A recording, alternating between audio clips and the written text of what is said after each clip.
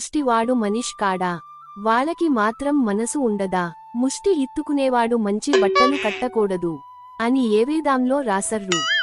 నువ్వు నాతో ఎన్ని అయినా మాట్లాడవచ్చు, అది మీ భార్యల హక్కు. కాని నేను బయటకు వెళ్ళి ఇలా మాట్లాడితే అడుగుతిని వాడికి అహంకారం ఎందుకు అని అంటారు. వేదాలు మాట దేవుడు ఎరుగు. వెధవ అనిపించుకోవటం మాత్రం ఖాయం. సరే, నేను వెళ్ళి బండి మాట్లాడుకుని వస్తాను. ఈ మూటళ్ళు అన్ని షావుకరికి అమ్మాలి అని చెప్పి ఒక బండి మాట్లాడుకుని వచ్చి మూటలు అన్ని అందులో నింపి సావుకరి దుకాణంనకి తీసుకువెళితారు. సాంబయ్యని చూసి సావుకరు ఇలా అడుగుతాడు.